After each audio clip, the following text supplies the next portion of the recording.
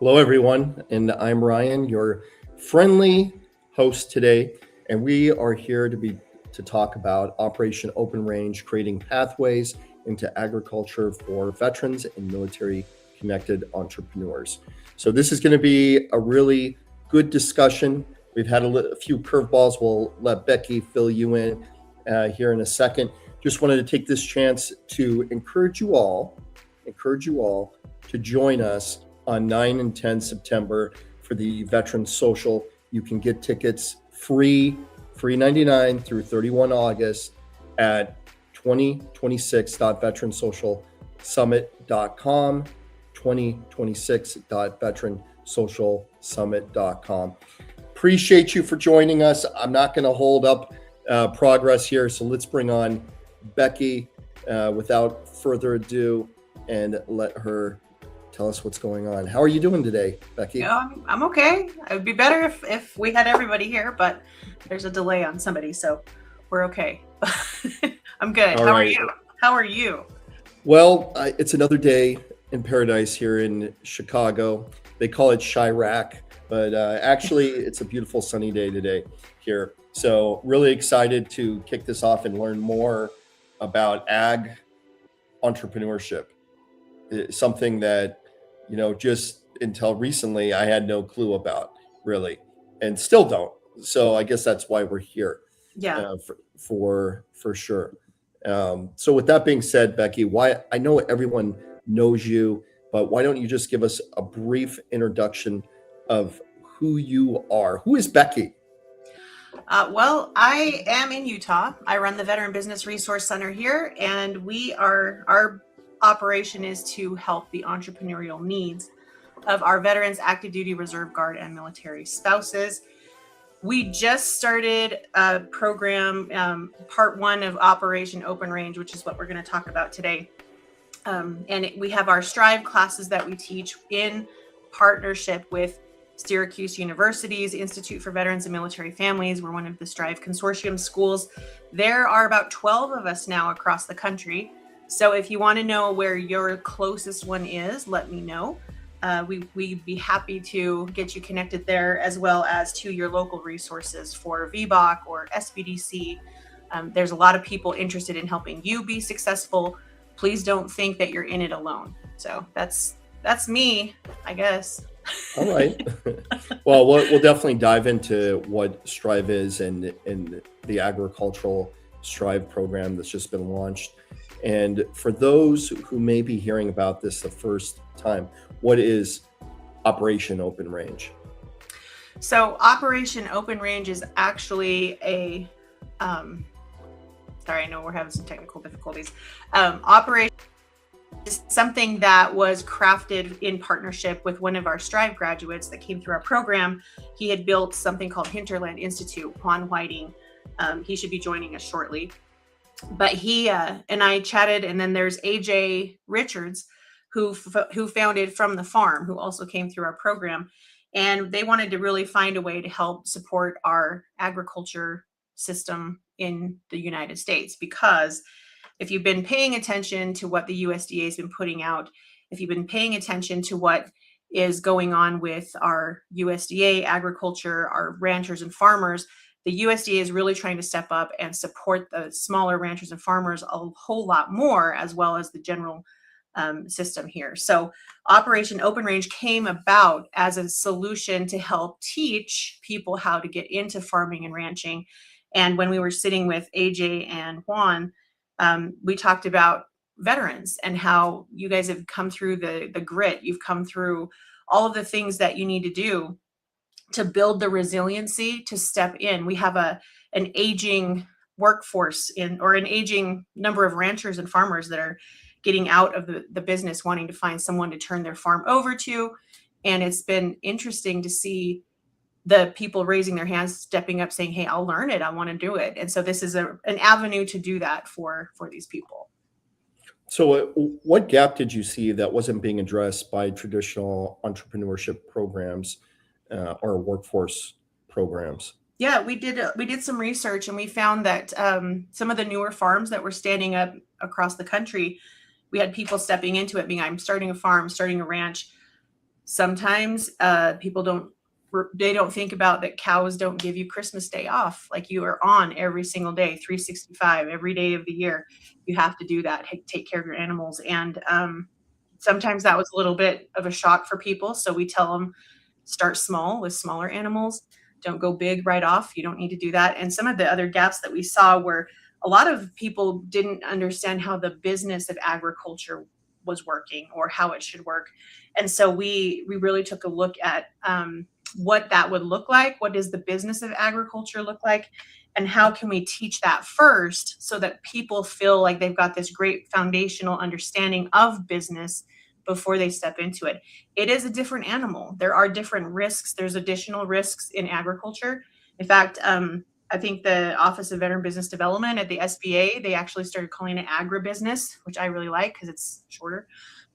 But it also tells that story that you're in an agribusiness, and it's not just hey, farming, ranching, vegetables, flowers, whatever. There's a lot of things that are they're kind of adjacent to agriculture businesses. So there's technology, there's a lot of soil health, there's a lot of even people that want to do things that help prevent disease within our crops and our animals. Agribusiness is a big industry.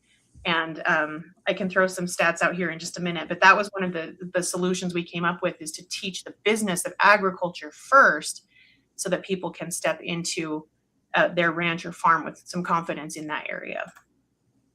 Wow, that seems, I can see where you took some inspiration from what's going on there. And I was also thinking about AI.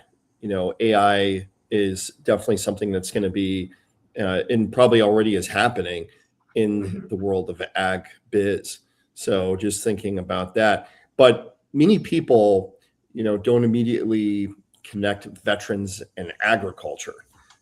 What similarities do you see between military service and success in agriculture? What's going to set the military connected community up for success, Becky? Yeah. So right now, agriculture actually needs its next generation of leaders that's supposed to be coming up. And the industry is changing, just like I talked about. There's a lot of technology coming into it. Like you mentioned, AI is impacting everything across the nation and the world. The communities need innovators and problem solvers. There's opportunities that exist across the whole value chain. And some people might take a look at this and understand, like, wow, my next mission starts here, because veterans already know how to operate under uncertainty. They already know how to solve problems with limited resources. They work within systems. You all lead and build teams, and you manage the risks. You look at the risk and you manage them. You don't just say, oh crap, that's something that's going to happen, or that happened. You actually charge right into it and find the solution for it. And then there's this thing that you all do, which is incredible. And this includes military spouses. Everyone has to adapt when the plans change.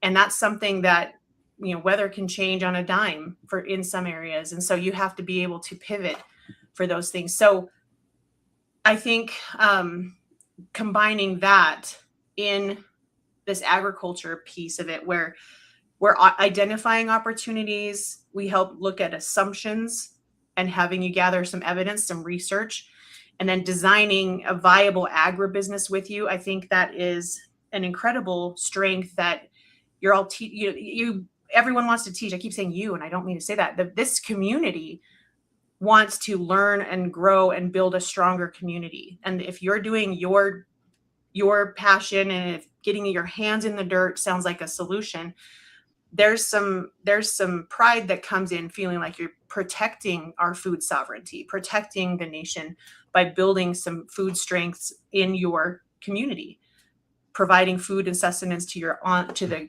community people around you. That's a big deal. Gotcha.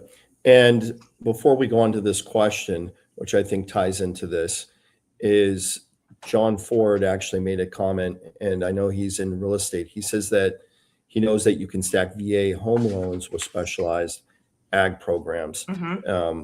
And I know I'm putting you on the spot. Do you know anything about that, and maybe how that could also help in terms of veterans and military connected establishing their ag business? Yeah, I know a little bit about this. I'm not an expert because I am not a mortgage person, but I do know that if there's a structure, a home that you can live in on the land, you can actually include the land in the loan with the VA home loan. There's also programs with the USDA. There's some loans and some grants that they're coming out with. It is a fire hose right now of opportunity for people to grab onto for agriculture. All right, perfect. And Scott, we're not sure what business you're in, but I'm going to make some assumptions. We know what those are. Uh, he asks a question: when you have a moment, where do you see veteran-owned support businesses? And he put parentheses like mine to fit into the network and etc. Yeah, So, Scott, if you want to chime in on what your oh, okay, here we go. HR payroll workers comp. So on larger operations, even smaller ones, HR does come into play because you do have to hire people on your farm hands. We actually have ranchers and farmers that are looking for people to come on to their operation and kind of learn some of these things. We're teaching on some of them. They're teaching regenerative farming. That's a big deal to change the way that you actually can change your ecosystem in the air and everything around your environment with regenerative farming. And you can build up that, but you're going to have payroll. You're going to have HR strategies and You can't escape compliance. no, Becky. you cannot. There's no escape from compliance, right, Scott? Scott, There's we no should have escape Scott from up here telling compliance. us about this stuff. But yeah, there's absolutely ways for veteran-owned support businesses to get involved and support these efforts with businesses. Especially if you're in California, you know, there's definitely no escaping compliance and these issues that Scott brings up. I think that's important too. There's a lot of businesses you may not directly be a farmer or in the ag business itself, but there's it takes it takes the village, right, Yeah, to be able to support the entire farm and having sustainability. yeah, And Scott just mentions that he works in all 50 states, so it's relevant. I mean, HR, like to our point, you can't escape HR. You have to have it wherever you are in the world, right? yeah. So with that, kind of switching back to what we were talking about earlier. What was some inspiration for really pursuing the Ag Strive program, but also Operation Open Range? What made us pursue that? Yeah, like Well, what inspired it? I mean, yeah. pursue it. Well, when Juan actually Hinterland came to me and said we want to do a program, who do you know? And we sent him to a couple of other organizations, and he came back and said we don't have somebody that's well organized like as well as you are to kind of push something forward. Can we work with you? So that's when we sat down and we started looking at it. But if you are familiar with AJ Richards with From the Farm, he's been out there a lot. He's been putting his name on the line, and his organization is actually one that you can put your address in and find local farmers you can purchase from already. He has a platform to help farmers get their stuff out into the market, into their local communities and across the country in some situations. But we started talking about it, and they said there's got to be a way we can solve this problem of the aging out ranchers and farmers, so the land doesn't just go to development and become an urban basketball court or whatever. There's also, we were looking at that, but then looking at the dangers of our food system that we were facing. This is actually, it has been discovered or actually flagged as a national security issue. So stepping in and looking at, well, what can we do? My whiteboard was filled with all kinds of ideas of what we could do. And we already teach a couple of Strive classes. It stands for Startup Training Resources to Inspire Veteran Entrepreneurship. We have a traditional one. We have one for women that we teach the biases women can encounter and how to navigate through those. And then we said, what if we created an agriculture connected one so that we can pull in what the business of agriculture is, tap into the USDA resources. We're not reinventing the education. We're actually pulling a lot from what's out there to help people grow. But also we have credit unions. Western Ag Credit is going to step in and help with us and it's intended to start your agriculture business. It's not a professorial, here's what an agriculture business would look like. Each class is tailored to who's in the class. We just kicked off our class last night, which was amazing. We have some folks that are stepping into this realm right now, and we talked a lot about what resources look like. And so I really wanted to get my arms around what's needed. So we worked with Juan and AJ, who are both, I think they're both third generation farmers, ranchers. We worked with somebody to help us with the curriculum that is also, she has a curriculum creating business, but she's also a farmer herself. And we really dialed in on what's really needed for people to know before they start their business. That was when AJ was the one that actually said, I wish someone would have told me how hard this would be before I got started. So that was really what kind of kicked me into gear of saying, well, what can we do to help this? And what exactly happens during Ag Strive and during Operation Open Range? Like, what is this? What's the curriculum? Yeah, so Strive is actually part one of Operation Open Range. I think Juan had a medical issue with his kid, so we're going to give him a pass. But Strive is actually part one of Operation Open Range, with teaching the business, like I said, of agriculture. And Hinterland, Juan's group, they add on kind of an apprenticeship for some of these folks that maybe they don't have land they can get started on. Maybe they want to just learn the business from an existing farmer rancher.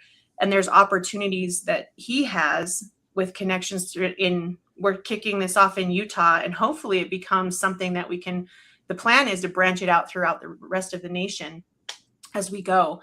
And so we've got some big support from the SBA. We've got some big support from local resources here, from our FSA in the state of Utah, which is the financial services part of the USDA. And we've got great support from all over. So Strive, learning business; Hinterlands, the Operation Open Range second piece, apprenticeship, where you can get your hands in the dirt, work with the animals, learn how to do your hydroponic mushroom farm if you want to do that. So there's a lot of facets of this, and we've got a lot of resources to help educate people on it. Yeah, beautiful. And just to kind of dive into it a little bit more, what kind of business opportunities are explored in the program? Obviously, it's not just farming. We've been kind of touching on that. What are some aspects that are being explored? Yeah, so there's a lot, and we could be here all day talking about all of it. There's actually silvopasture, which is actually using trees and foliage and grazing to kind of help change the environment that you're working in, change your land and grow, make the soil a little bit healthier, as well as your animals. There's production. What kind of production do you want to look at? There's even processing. There's people like we just had in Utah, our meat packing plant shut down, and over 700 people lost their jobs last week because the meat processing, I'm not all well versed as to why they were shutting down, but there's a need to provide that for smaller ranchers and farmers, because there's a waiting list, sometimes up to 2 years in certain areas, for people to process meat. That's a big opportunity. There's logistics, transportation, distribution, technology we talked a little bit about, manufacturing. There's going to be some connected stuff with manufacturing that will come out of the growth of the agriculture industry. Something that's kind of fun, I think it's fun, is agritourism, taking a look at what experience you can provide to people to educate. You can do some classes for kids, teaching them some gardening. There's also implementing local and regional food systems where there's typically been a food desert. You can actually take a look at how you can change those things, and supply chains. That's going to be a big deal as well as this industry continues to grow and change. Wow.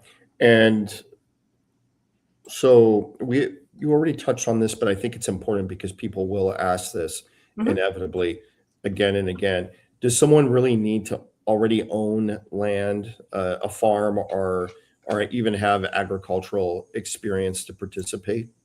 No, we actually have, there's like 5 common myths that we teach that we just discussed last night in our class is, I have to have land. I can't do anything until I have a full plan. I need all my equipment. I need to go big. You either go big or go home. That's such a myth. And you don't have to have everything figured out. There's, we'll learn the business of agriculture. But the big part of why businesses fail, and this is any business, not just agriculture, is because they don't know how to manage their cash flow. And if you can't manage your cash flow, you don't have an operation, you can't keep going. So figuring those things out first is actually key so that you can build your business and solve these problems. When you're looking at what's growing in your community, what can your soil produce? We've talked with a few people and worked with a few people that have been, I want to do this. I want to do this particular crop or this particular animal. Well, maybe their land doesn't sustain that particular thing. Doing some research, finding out what you can do, what is going to be profitable in a sustainable way, because crops that make a lot of money right off the bat are not necessarily going to sustain you through the whole year. So taking a step back, looking at it, you don't have to have land, you don't have to have all of these things. And you'll see some announcements coming out with Operation Open Range on some opportunities, unique opportunities that weren't there before with that. So agriculture is crops and livestock, hydroponics, technology-enabled businesses. It's, I think, going to be really cool to see what technologies emerge from this attention on the agriculture industry. We're going to see a lot of cool tech coming out of this because people are amazing. They come up with amazing things all the time. Yeah, 100%. And again, I'm just, as I'm listening, I'm thinking about the integration of AI, since that is so, predominant in our culture now. Everything is driven by AI. And are you AI, Becky? Are you a real person? I'm a real person. I'm not. There's no max headroom here. Sorry.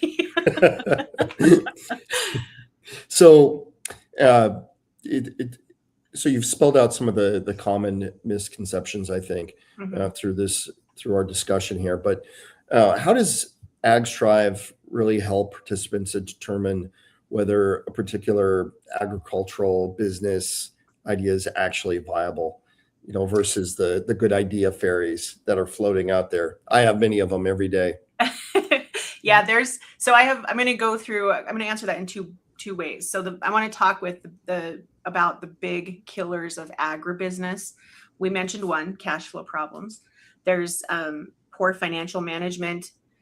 If you have too much debt to take on anymore, like that can be a big problem, because when you think about your finances and you think of it as like you have this big pit you have to fill in every month, you got to fill that pit in so that you can hit your break-even point, which is when the land is even.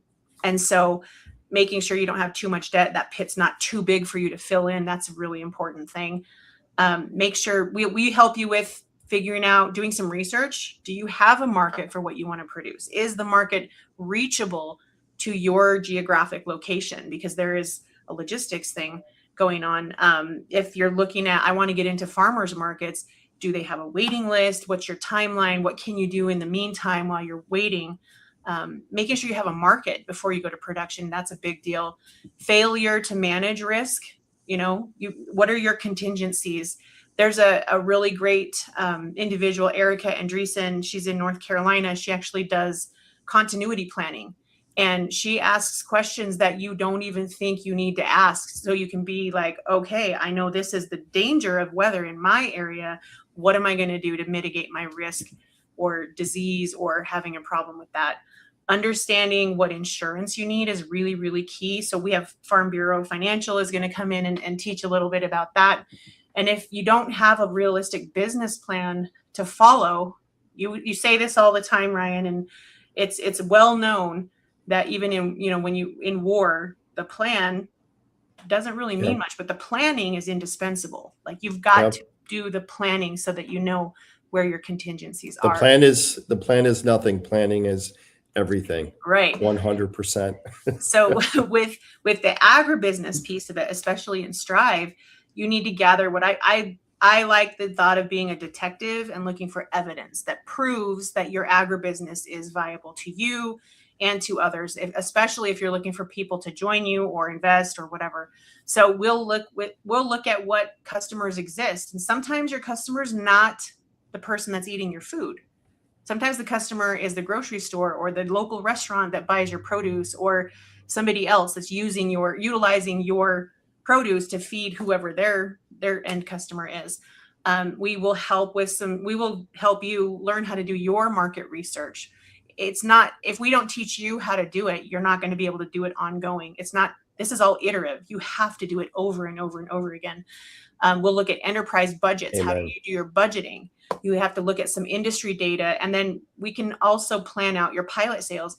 With our program, what makes it unique, we also wrapped in, we pulled in a psychologist, a clinical psychologist, to come and speak to what mental load you can expect, because agribusiness is hard anyway, when you get into it.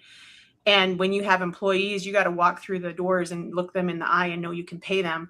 Agribusiness, you got animals looking you in the eye saying, can you feed me? Can you take care of me? And so there's a mental load that comes with that. And also, you've got to make sure that whoever's in your support system, they are 100% on board to support you. One of my favorite sayings is, you're either all in or you're in the way. And so looking at how we can help you identify those that are going to be all in with you, who your customers are, who you can count on, how you mitigate cash flow problems, plan for that. Those are the things we look at in the Strive piece of it. So once you have that sure footing, then you can step into this apprenticeship or start your own enterprise. But we have business advisors that help you along the way. And I want to give a shout out to our incredible VBOX across the nation. I think there's 33, 32 of them. There may be more now, but I know Austin just got a super VBOC, and I want to give a shout out to our VBOX because they also can provide some local resources and business counseling, your small business development centers. It doesn't just have to be the VBRC. There's so many resources out there to help you. Yeah, 100%. And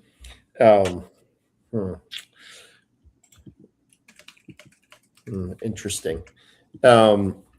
There's a lot to this, and there's been a lot of different questions that are coming in for sure. But before we get to those, so we're talking about the program, and once they've completed the Entrepreneur Accelerator, what happens after that?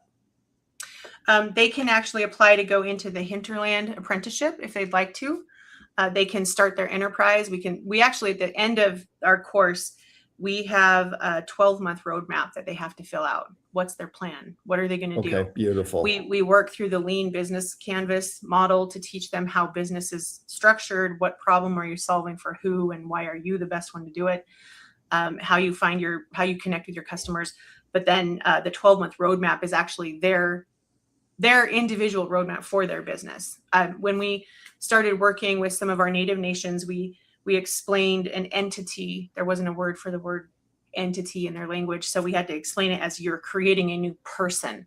And if you think of your business as a new person, it needs food, water, shelter. It needs food, it's like water, a little shelter. Child at times, for sure. Sometimes throwing a temper tantrum, but it needs that attention as if it's another individual that you're feeding, strengthening, and sheltering. So figuring out what the components you need and doing the research to help that, that's a big deal. Yeah, 100%. And I think just on a side note, that plan that goes out, that hard requirement for a 12-month plan is so critical. So many people, so many entrepreneurs, and they don't take the time to think about that stuff. And I don't do it very well, but I do take time to think about, okay, I get into my time machine and I zip off into the future and try to build backwards. Mm-hmm. And it's such an important piece. It's not stressed enough. Like, you really do need to sit down and think about what's going to happen here in the next 12 to 24 months so that you can build towards your vision. Right. Yes. Yeah. So, and that's actually a really good point that you made about continuity planning. You have to know what your exit strategy will be. Oh yeah. 100%. I've been thinking about that a lot lately, actually. I know you have.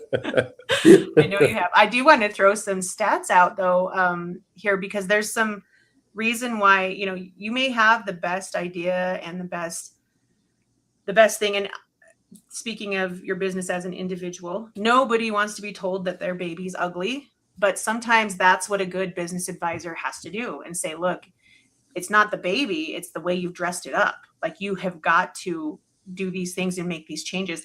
I love what John Ford said here, to take the time to visit locals farmer market, talk to those providing the food. We actually have some of those experts that are going to be joining us as guest speakers in this Strive program and beyond. We'll have some workshops as well. And then making sure that your assumptions are correct, your customers not mismatched.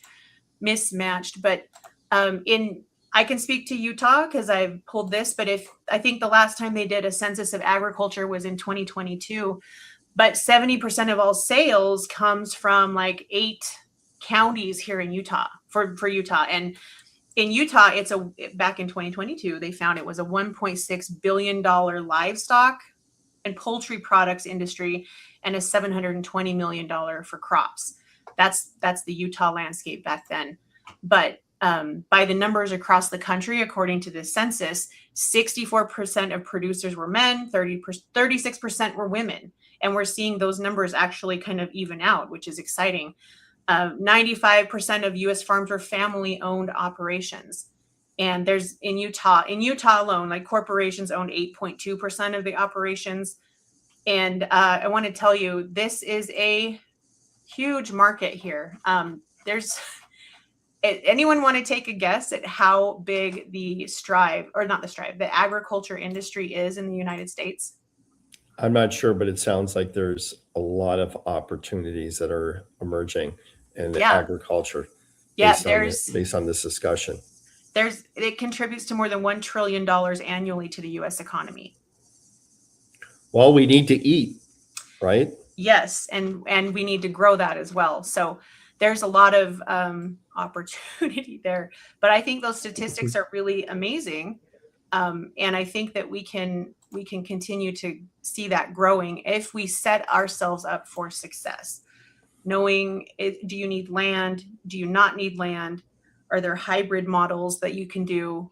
How do you diversify between these different things? Processing, technology, experiences like agritourism, even having veteran retreats on your farmland can be a way to pull in some people in interest to these things. So a lot of people are already doing that own the ranches and farms. Interesting. And as they go through this program and they move on to the next stage, whether it's really just launching their business or they go to this apprenticeship, what is the apprenticeship?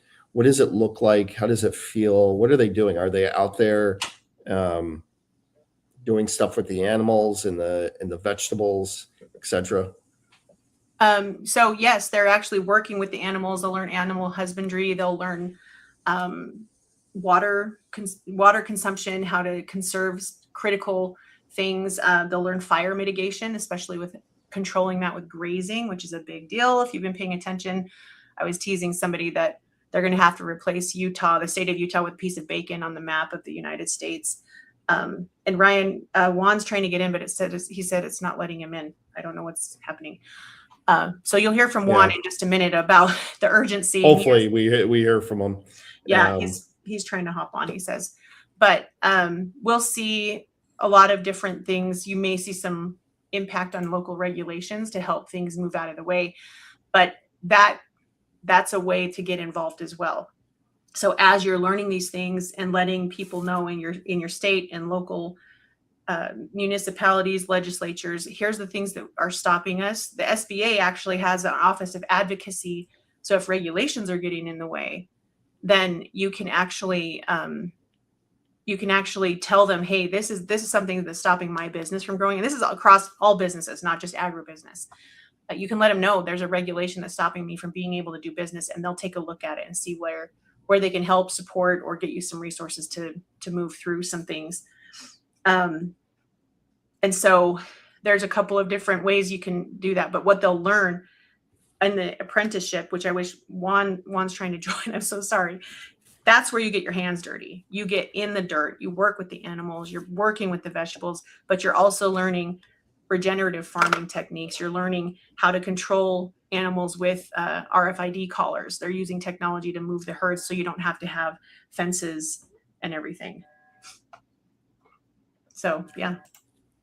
And yeah, so Juan is he's trying to get in here. He says he's in the waiting room. There he is. We see him. Okay, good. Whoo! There, the man. He can take the rest of this. I know, right?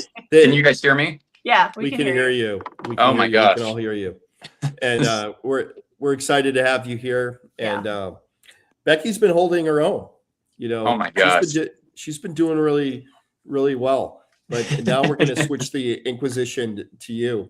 Now we were talking about agriculture holistically, and then also talking about, well, not really holistically, but the importance of it, and really even in the state of Utah, and then talking about Ag Strive. And I was just starting to grill her on what comes after Ag Strive, which is your piece.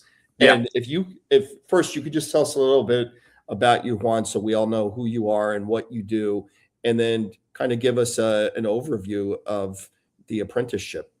Yeah, like so I'm talking to Donald Trump, not to be political, but talking to Donald Trump with The Apprentice. But this is the ag version of The Apprentice.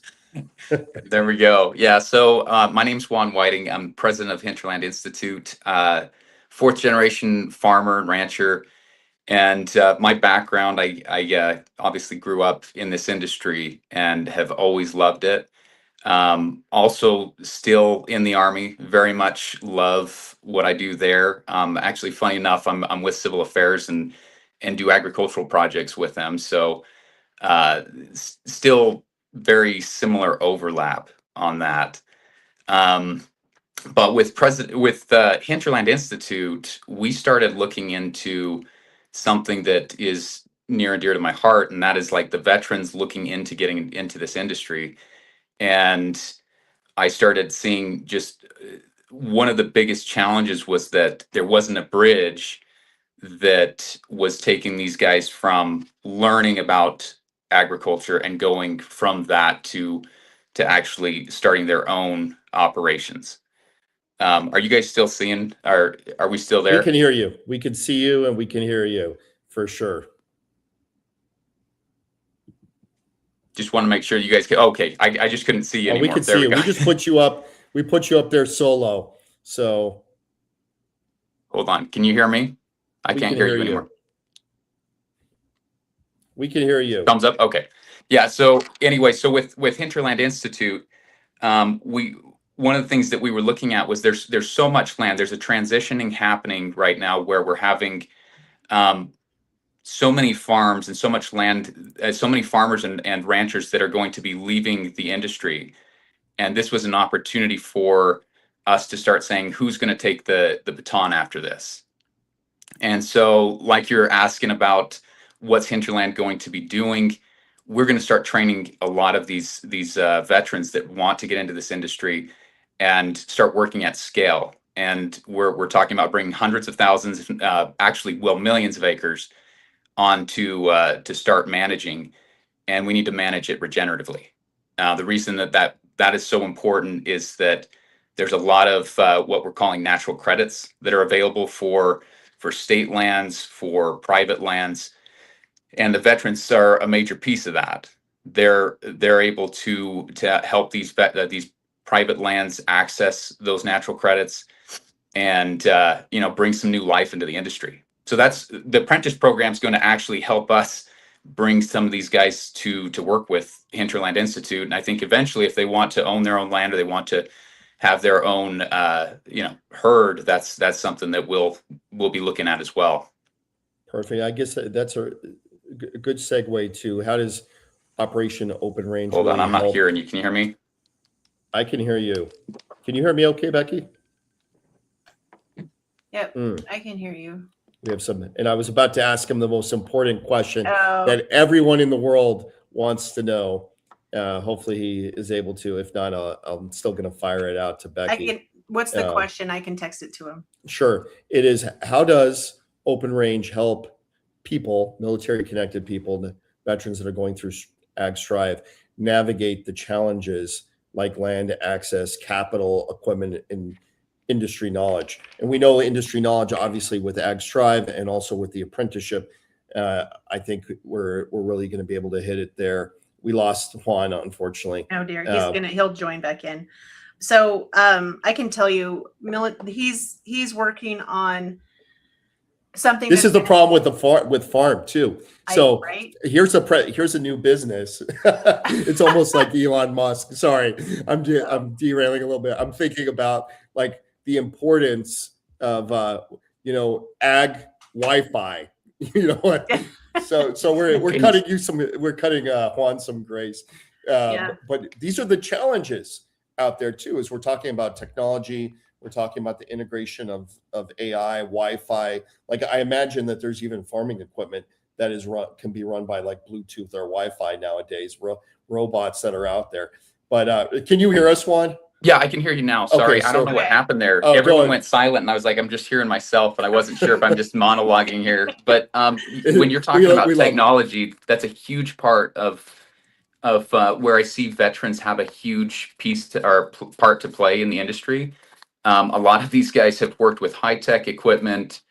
We're actually looking at shifting the industry. We're working with collars on the cattle, going to be looking into drones and other opportunities that can help us be much more efficient in how we reach some of those environmental goals. Obviously, here in Utah, we've got fires that have been raging throughout the state. Same thing in Oregon and all across really the United States. If we look at that, that's a huge business in itself. The whole, not to jinx anybody, but with fire management, or even just the insurance aspects of it, or the mitigation of fires. But the question I had before we got cut off was, how does Operation Home Range help people navigate challenges like land access, capital, equipment, and then industry knowledge? You already hit the industry knowledge, because we know with the apprentice program, I think that really dives into it. But what about these other things? I know people that are watching this or will watch this in the future are going to want to know. They probably would have wanted me to use that as the lead-in question of this, but I'll let you go, Juan. Well, I think that there's several things that we're working on, and I've got to be really clear on this, because a lot of people ask me, well, can you get me land? And the answer to that is, I think that there is a huge opportunity. We have to pilot this, right? So we're going to show that as we bring veterans in with this knowledge and with these management skills, that they can actually restore a lot of America. In the case of the fires, I think that you bring that up. It actually ties into your other question. But if we're able to show that we can reduce fires across the state because we're managing these herds like the buffalo we're moving back in the day, and bringing back water cycles, improving, making our states much more resilient, our landscape much more resilient, because it's keeping that water, which is a huge thing here in Utah, especially around the Great Salt Lake. If we can do that, then people start to see that all of these degraded lands have an opportunity to be restored, and why not put those in the hands of veterans? We're in discussions right now with his administration, with others, that, I mean, my goal, if you want to know the truth, I'd love to see a Homestead Act for veterans. I think that would be a very meaningful opportunity. Obviously, we have to you can't just say, hey, any veteran can just jump on land and start restoring it. But if we gave them the tools, I think that's something that we'd want to work on. But Hinterland, what we're wanting to work on is giving them a really meaningful employment, that they're going to get paid really well. They're going to learn this industry without the risk. And then as they grow, we're going to be looking at helping build a herd for them, and eventually seeing how we can get them onto some land. That may be some degraded land that we need to restore, but there'll be payments in that as well. Not just meat, but like I said, there's natural credits where because they're bringing back water, because they're bringing back carbon credits or carbon into the soil, and that they're bringing back biodiversity, they're going to get paid on multiple levels. And that's what we want to help people see, is that this industry shouldn't be one that you're strapped to alone and just constantly feeling like you're not financially free. We need to start helping people see that there's multiple channels of funding available for them to succeed. For sure. And we've kind of hit on this, but I'm thinking, Ryan, I don't want to be a farmer. There's just no way I'm not as, I just don't have the passion for it. When I was a teenager, and I'll just go on this off track for a second. When I was a teenager, I got 2 rabbits. And then next thing I knew, I had like 60 of these things, and I was selling them to the pet store. But beyond that, once I realized the work that's involved with it, which is really intense, in terms of feeding cycle. Well, I'm not giving the proper terms, but feeding of the animals, making sure you're responsibly breeding them, and then all the other, I think that's called animal husbandry. Is that the right term? But all these other factors of it, could someone like me or someone that's still interested, would Operation Open Range still be relevant to them, in terms of entrepreneurship? I think so. I think what we're going to be seeing, and Becky is doing some really cool things on the rural development side, but I think that there's so many. Everyone looks at agriculture as like, oh, you're either with livestock or you're with or you're working with equipment on a farm. And the truth is that there's so many facets to agriculture, and a lot of it is outdoors, and it aligns with what we do as veterans, or what we were doing but previously in the military. And like, I'll just give a few examples, like transportation, logistics. The logistics guys and gals in the military are by far the best. Like, to be able to get equipment from A to Z and to make sure that it's done timely, I don't see the urgency more than what you would be seeing in the military. And these are people that could really help us as we start to expand and grow in these in these rural communities. And a lot of times, we're looking everything from finance. There's going to be so many different opportunities as we grow. There's also a big piece that we might not be thinking about, besides transportation, is processing. And I'm not just talking about processing meat, but how do we do final products? And how do we take all of this funding back to rural communities where, frankly, whenever I go to training, all these veterans are like, I don't want to live in a city. Like, I want to be free. I want to be maybe away from people, as like, not completely, but be in a more rural environment. They can have that. And I think that to be able to grow businesses that are going to add value to that end product, there's a lot of opportunity there. All right. So you've kind of answered this, but two-part question. What is success? And this is for Becky or you, Juan, which is, what does success look like for participants in the program? And then you've touched on this a little bit. How do you hope this program is going to actually impact rural communities in the agricultural workforce? Yeah, I'll start here, but I think what success really looks like is if I can, personally, if I can prevent some of these veterans from making some of the mistakes that I've made, and if I can save them millions of dollars from, or just the fears and the doubts and the stress of taking on massive loans when they don't need to. I remember when I was running a farm management company that I was buying equipment. That was the first thing I went for. And I went for the shiny John Deeres, large combines, and looking for land. And there's another way. And if AI hasn't shown us that our world's completely shifting, then I don't know what will. So in my view, I think that's one of the big things, that if I saw people going into this and saying, it's okay for me not to own land right now, but to look at this and say, how can I make a serious business and start making money in a big way. I think we need to shift that mindset, because I'll tell you that there's hundreds of millions of acres that are not being managed properly, and that the states need to help with, and that a lot of these private landowners need help with, and they need young, energetic problem solvers. And I think that if we can show them that that's exactly what this community is, then I think we're succeeding. And I mean, Becky can tell you, but we're starting to succeed. The Ag Strive program is going to be just fire. That's what's going to fuel a lot of this.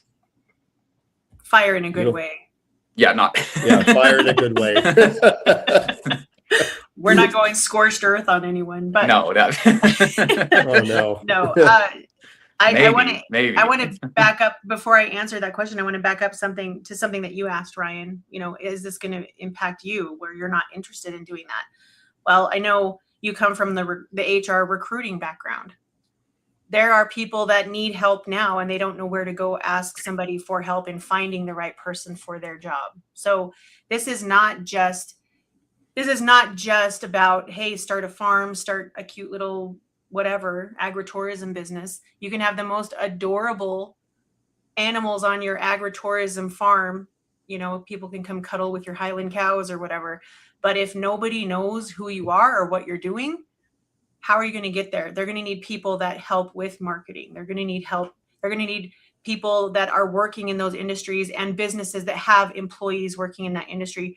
And this is something that I told Juan when we first started talking about this. It is not just going to impact the agriculture industry. These are going to have tentacles that go out into a lot of other industries.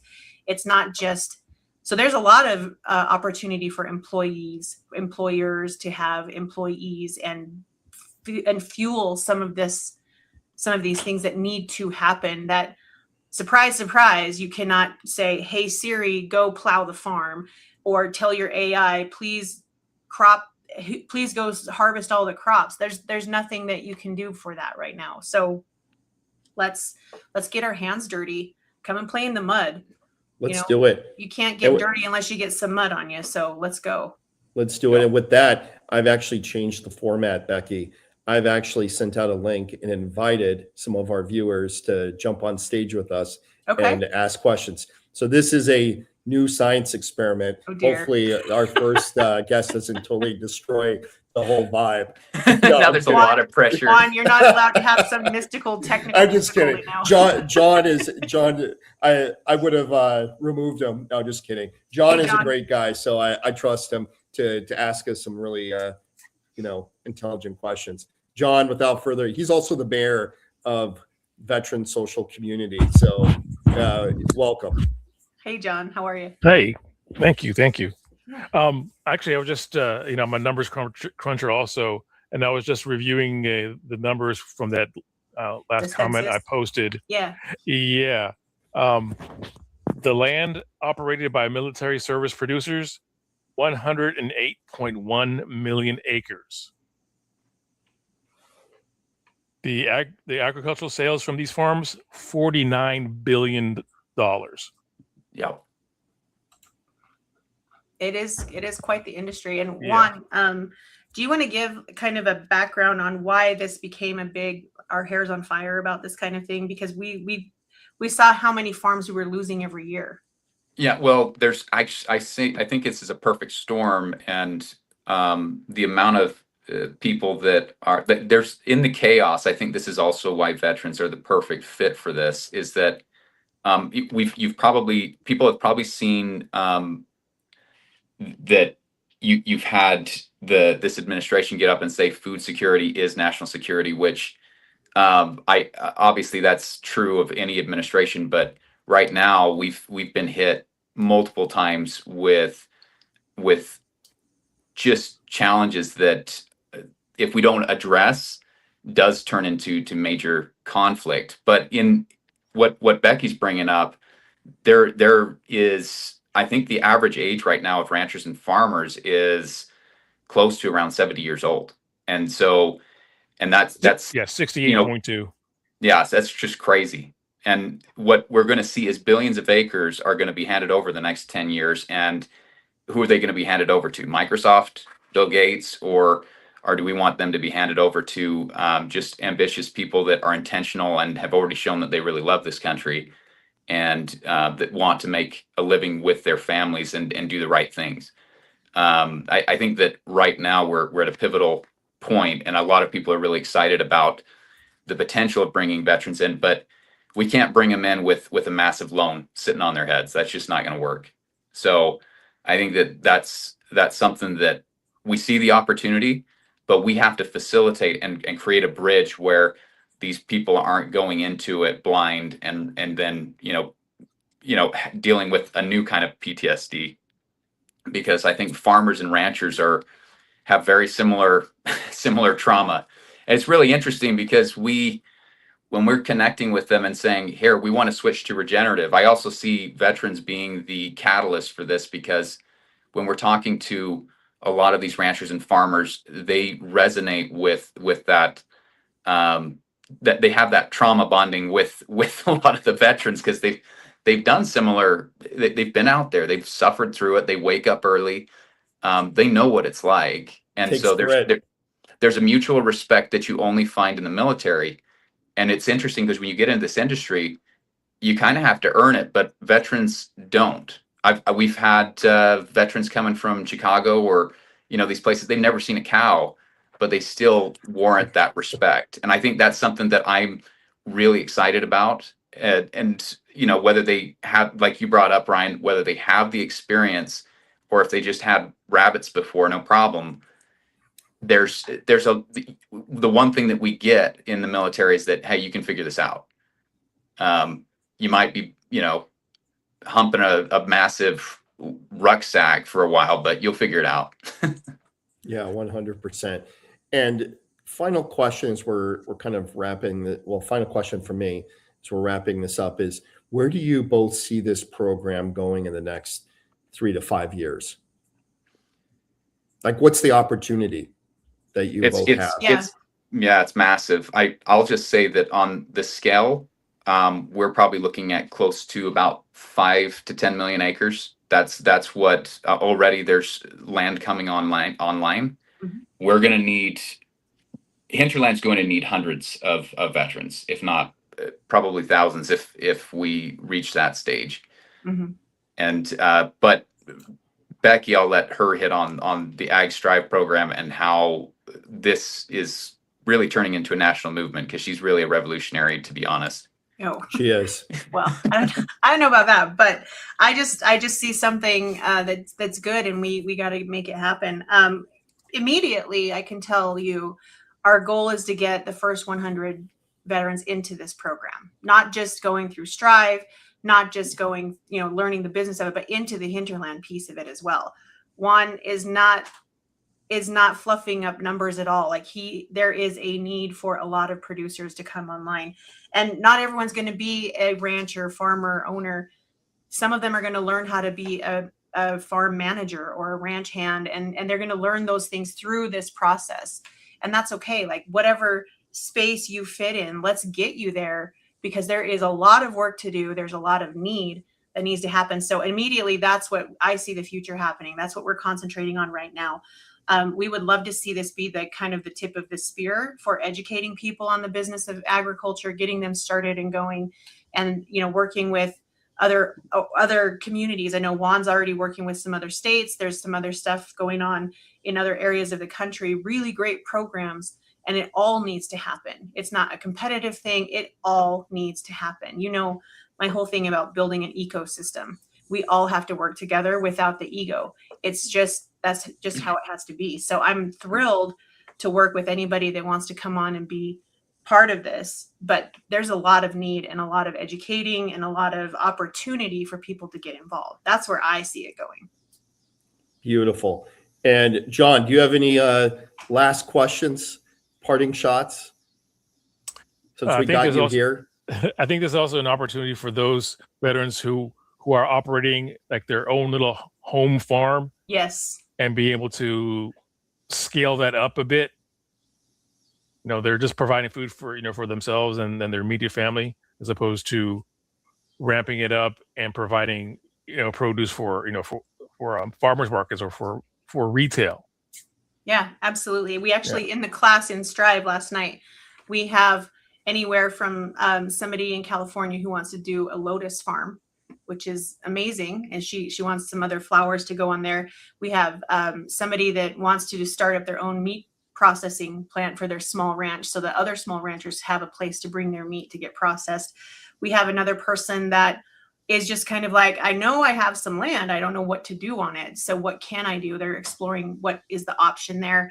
And then we have some that don't have land, like Juan was talking about. Where's the opportunity for me to come and get involved, which is really exciting. And we've had a lot of interest and support coming to both Juan and I, and a lot of cool ideas. So you'll see, hopefully, Operation Open Range gets a big, we're going to have a big hoopla, I guess, about that, right, Juan? And and go from there. But you're absolutely right, John. There's a lot of opportunity for veterans to get involved. Well, and I will point this out as well, because I think that we seem to be kind of focused on one, like recruitment and bringing young, or not just young, but veterans that want to get into the industry that are new. There's also a place for people, for farmers and ranchers who want to get involved, who are like, I don't know where my operation is going to go in the next few years. I don't know. I don't think we can keep our head above water. Like this is for entire rural communities. You're going to see what I would love to see is veterans coming out with their families, engaging in these rural communities, resetting and just establishing themselves, because you'll see the backbone of America come back. And right now, if you go out to these rural communities, it's deteriorating and it's really scary. If that's the case, imagine what we're going to look like in the next 10 years, regardless of all of the progress we think we're making with AI. If our rural communities start to deteriorate, like, we will not have food. And that's a really scary proposition, but that's kind of what the future is starting to look like, unless we reset and we start to make sure that money flows through these communities. It's going to open up doors for banks. It's going to open up doors for all of these retail, stores, and it's going to help all sorts of businesses pop up. So, like, to your point, Ryan, before, I can't even imagine how many it's going to create a complete ecosystem in these rural communities, and it's just a much healthier way to go about this, rather than trying to see how do we find our place in this AI revolution in the city. I think that there's a place, and there is so much money that's flowing and so much land that's flowing, or that's sitting there in America. People don't realize that. It bothers me because, like Becky was saying before, this isn't a competition. There's just with Department of Defense, there's 2.2 million or 22 million acres that could easily start to be managed, and we're going to be doing some pilots to show that is the way forward.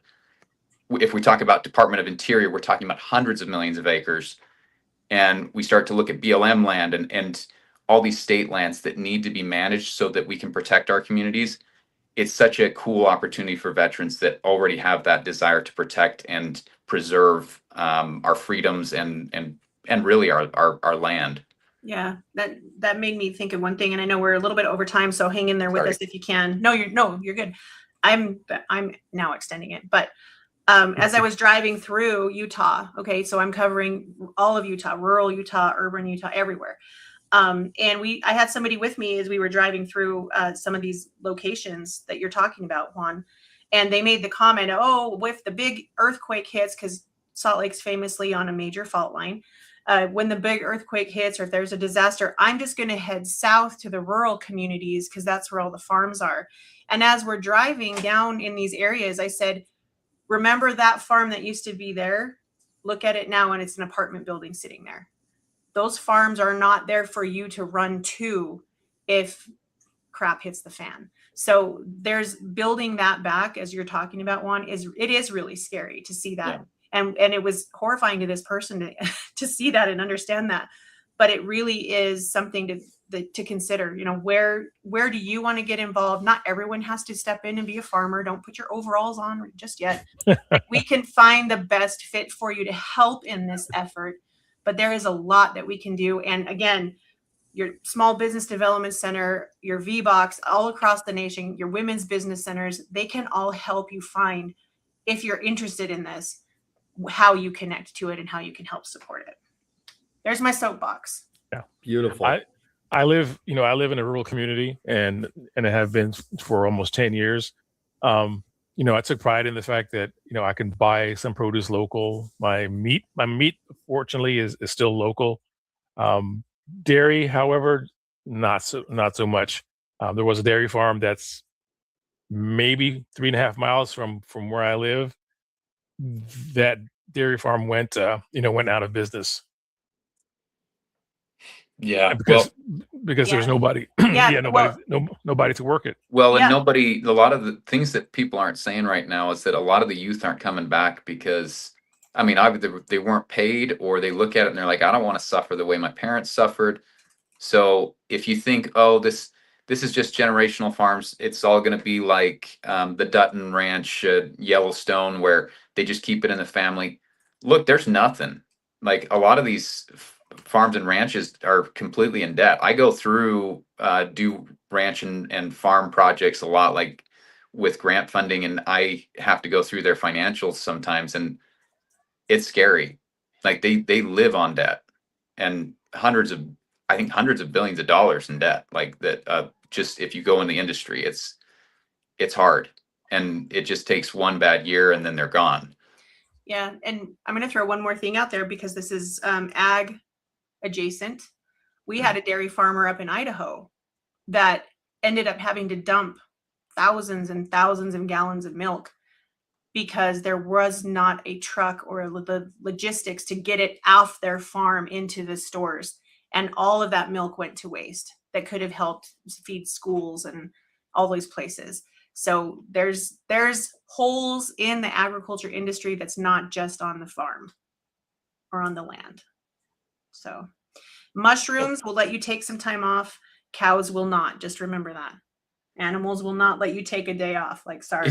It's getting a lot easier. So things with technology, it is going to, we're hoping that shifts. I think that we can start to build a more sustainable and healthy way of working that doesn't require you to put your whole life into it. Which is, obviously, there's ranching. It can be a lifestyle, but it needs to be a business, and we need to treat it like a business so that we can be with our families. It's just like the military. If that becomes your life, your family goes to pot, and everything else falls to the side. And I think that a lot of veterans are like, yeah, that's not what I want. They want their family integrated into this experience, and that's something that's at the core of what we want to see in the future as well. Yeah, 100%. Well, Becky, what do you think? Oh, we lost you. You're on mute. Oh, she's on mute. Yet. Rookie mistake. Rookie mistake. I get to have technology difficulties too. No, I was just trying to look up the links that John was asking for. I just dropped the link to Syracuse University's Strive application in the chat. You can, if you want to do the ag program, you'll have to select either Salt Lake Community College or Utah Veteran Business Resource Center from the location drop-down menu. You'll need your DD-214, a resume, and a letter of recommendation, which if you know your local SBDC or VBOC, they can write one for you, or someone that can recommend you for an entrepreneurship program. Juan, am I good to put your contact info on here and the Hinterland link to? Yeah, that's okay. Totally fine. Just know that we're in a rush with all this land that's coming on board, and we're going to be making some big announcements. Maybe I don't know if it'll be this month or in the coming months, but we're working around the clock, like doing paperwork right now, which is not the fun part, but it's if we set it all up, and Becky and I'll be teaching, but that if we set this all up the right way, then we've got some foundation for veterans to stand on, and that's really the goal. Yeah, I just dropped hinterlandsinstitute.com. I'll put Juan's email in there. If you need to get a hold of Juan immediately, he is running with his hair on fire. He put it out for today, but you can get with me, you can contact me, and I can get with him, and you'll let him know, hey, check your email, respond to this person.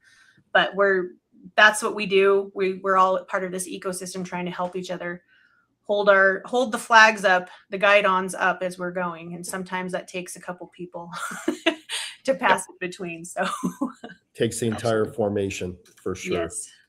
Absolutely. All right. Well, on that note, I'm going to start kicking everyone out. I do want to thank you all and thank you, Becky, for bringing this panel together. Just amazing amount of information, and there's a lot going on in the agricultural arena for sure, and it's important. It's relevant to what we're doing for sure. Yeah. Any closing remarks? Yeah. I know this wasn't the epitome of the best probably video podcast thing that we've ever done together, but I think it was great. I love that it showed a human element of things. We have to remember that we're all human, and if we can't remember there's human sides to us, then we're not being very good humans. So thanks to everybody being so patient with us. Well, that's the thing with the rise of AI, we still need to have personalities. We still need to have the empathy. We still need to be a person. We need to be people. At the end of the day, we're all human beings. But just a wealth of information. Even if you're just partly interested in it, I would definitely, from my perspective, I would look at the Institute for Veterans and Military Families and the amazing programs, even beyond Ag Strive. There are some other amazing programs that the Institute for Veterans and Military Families offers.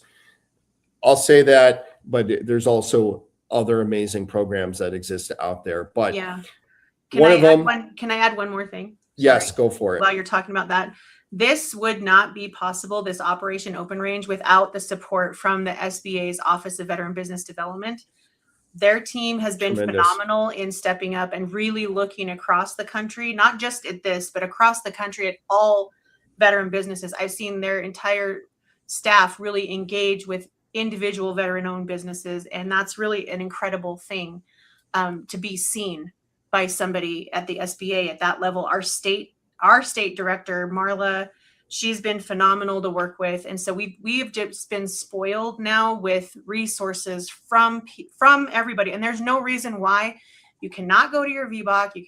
There's no reason why you can't come to us, your VBOC, SBDC, and we cannot find the answer to the question that you have. So I've said this before. I have two rules when I work with our military community. And the first one is do not suffer in silence. If you need something, please say something, because we've got a huge resource across the country. Veteran Social actually has been an immense, incredible partner for us, because it's connected. It's made our country a little bit smaller on the virtual scale, and people are connecting all over the place, which is cool to see. Beautiful. And then the second rule is if the VA calls, no matter what's going on, answer the phone. Just answer the phone. Don't miss that call.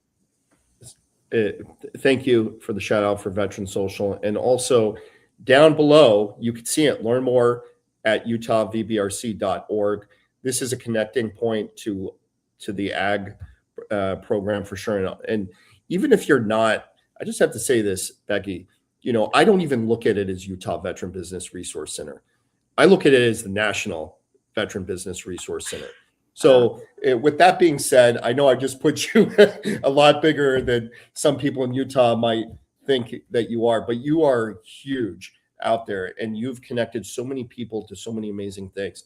I do have to say also with the SBA, they've been so generous, even with Veteran Social. On the 10th of September, you're actually going to be able to see Kevin Barber from the Office of Veteran Business Development at the SBA speak to the Veteran Social. And I think, that's an important discussion. Do not miss that. Yeah. Okay. Shameless He's plug. An incredible guy. He really wants to support veterans. It's amazing. Yeah. Don't miss it. 2026.veteransocialsummit.com. Go over there, get your free 99 ticket. That's free before 31 August. After that, we have to charge some people just because you didn't listen. It's kind of like a late fee to the library, if you have a late book or a Blockbuster. So if you don't go register, that's on you. But in all seriousness, thank you, Becky. Thanks, Juan. Thanks to John for jumping on and being rounding us out as a unofficial host. He was the unofficial mayor of Veteran Social Community. Now he's the unofficial co-host of our webinars. So he's just out there doing amazing things also. Yeah. Thank you, Ryan. So with that being said, thank you. And thank you everyone for keeping on, even though we went past 15 minutes and 15, 16, 17 seconds. And until next time, take care. Oh, and I almost forgot. If you're going to Tampa, if you're going to the Military Influencer Conference, 23 through 26 September, and you haven't bought your ticket, you're like, hey, I'm winging this last month. It happens. Use code VETSocial26. It'll give you 20% off. So that could be anywhere from a $40 to a $200 discount. So hopefully that helps. And also, we are doing a Veteran Social Live from the Military Influencer Conference. It's going to be huge. We are putting together some amazing people onto a panel. And it's not going to be, well, it will be virtual because we're going to stream it too. We want you to be there, but it's also going to be live. And it's going to be fantastic. Becky will be there. Stephanie Brown from Mill Street, and Donnell Johns from Veterans Growing America.